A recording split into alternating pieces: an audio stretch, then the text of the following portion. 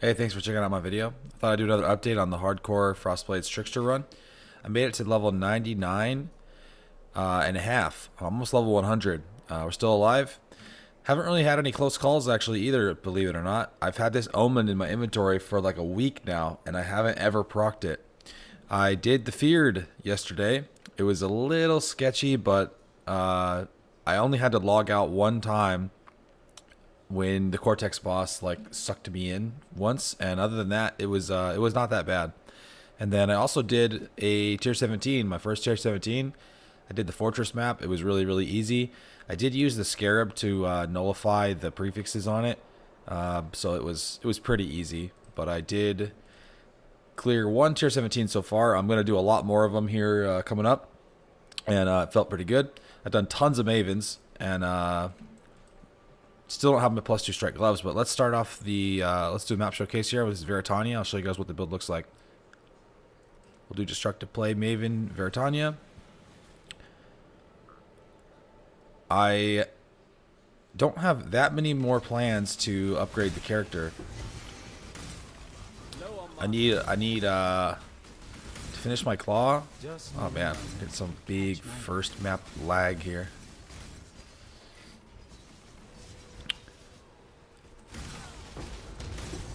Catch up, game. The next things that I need to do on the character is finish my claw, which I'll talk about later, and get +2 strike gloves.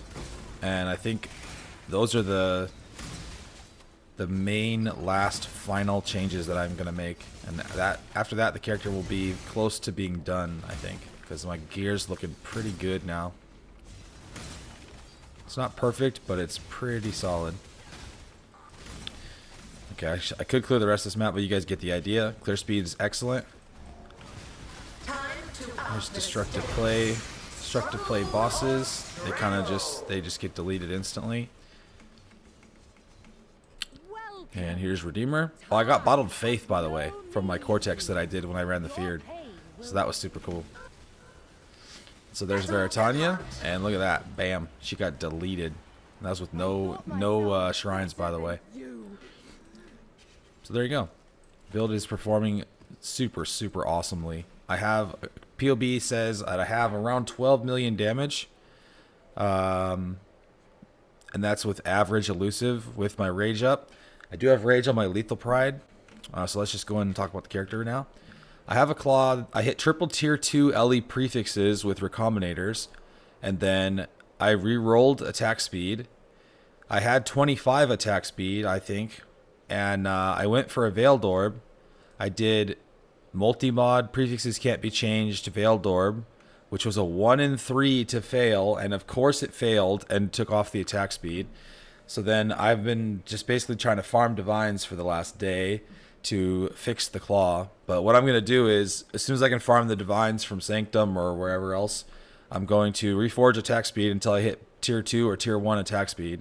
And then I'm going to do the same thing again and keep farming Katarina. I'm like 2 for 20 on Veiled Orbs from Katarina. And then I'm going to unveil either crit or double damage on the claw if possible. And then craft on the other one. And then I'll have a 6 mod claw, and it'll be really nice, as long as it doesn't fill up my suffixes with the harvest bench.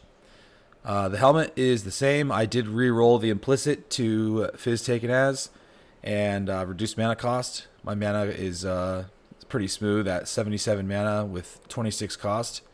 But the helmet here is probably not going to change. The reduced attribute requirements on this helmet helps me put it on without the int. Prefixes here could be better, but it's unlikely that I'll make a new one, but maybe. Amulet's the same. I still haven't quite figured out what I'm going to do here. This one's just kind of working. Shield I made with Reforged defenses. This is the same shield. I slammed on the accuracy, which actually ended up helping me not have to use a couple accuracy tattoos. If I didn't have that accuracy roll, I'd have to use a couple tattoos, I think. This ring is the same still. This is how I'm accuracy capping. I have 541 accuracy on this ring.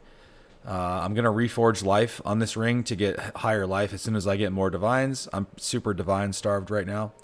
Chest is the same too. I'm going to make a better chest at some point with like triple prefixes if possible, and some better suffixes because these suffixes aren't very good. Taming with some catalysts is the same. I made new gloves with tier 1 suppress, tier 1 chaos res, and attack speed. And then I reforged life. I hit tier 1 life. And then unfortunately I exalt slammed on the leech. But these gloves are really, really good. They ate 8 orbs of conflict, these gloves did. And my additional strike stayed all the way down at 0 at lesser. So I got really unlucky there. So I'm going to keep farming Maven until I have more orbs of conflict, until I can get +2 strike gloves. I made a new belt, which is triple res with tier 2 life and armor. So this was good. This solved all my resist problems. We have 76 all res from the chest implicit. I finally got a blind tattoo. So I have a blind tattoo on the tree right there. And that allowed me to swap out my Abyss Jewel for one with crit multi and fire damage. So this is a pretty decent damage jewel, but definitely could be better here. I got ailment immunity from Storm Shroud. Big change here. I dropped this Storm Shroud and I was able to fit it in and make it work just on the boots. So I used Torment essences to craft these boots, and I hit int and res and decent life and defenses. So I kept these. These are not perfect either. I'm going to make better boots than these eventually. And then the double implicits for avoid shock and avoid ailments. These boots have 100% avoid shock on them, which gives me 100% ailment immunity. So that's pretty good. I dropped a bottled faith from my Cortex, which was crazy. Second Cortex that I did. So I switched this out for my crit flask. And then I still have... I did get rid of the crit suffix, actually. So I'm like... What am I at? Oh, yeah, I'm at 100% crit. Off of Consecrated Ground, I'm at 86% crit. But on the Bottled Faith Consecrated Ground, we're crit capped.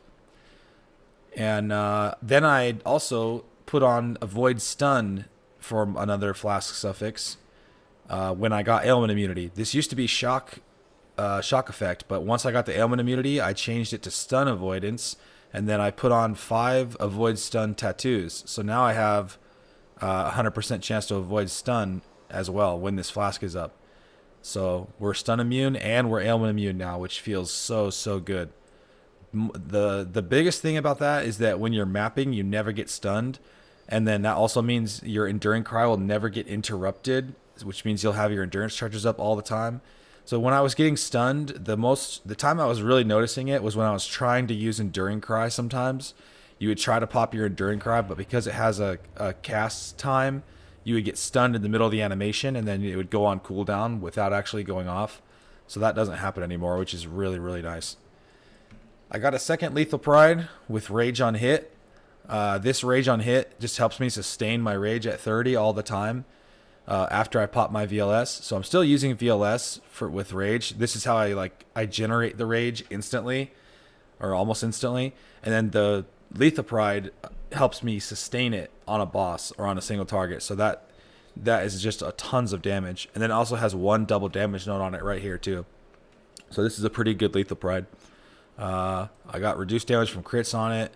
And then the rest of it's not super great. 1 fire res roll, and that's about it. We'll pull 1 + 1 fort roll. And yeah, that might be about it for the character, I think. When I got ailment immunity, I was able to change off of Brine King finally to Solaris. So I got Solaris finally fully unlocked, and then now I'm running the reduced curse effect Pantheon, minor Pantheon most of the time.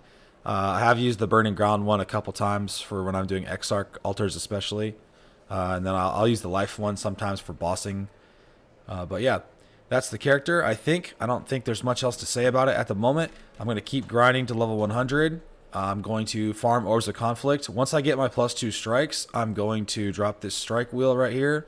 And then I might put on a Cluster Jewel. I haven't exactly decided what kind I'm going to use yet. But if I do that, I'll probably drop this wheel here and the Life Raker wheel, and possibly this if I have to. And then the only other thing I'm going to do is continue to upgrade the claw with a Veiled Orb as soon as I can hit it. And then the character will pretty much be done, I think. I'm very happy with where we are. We've got a little over 9k HP pool, and we're tanky enough to, I think, do the content that I want to do.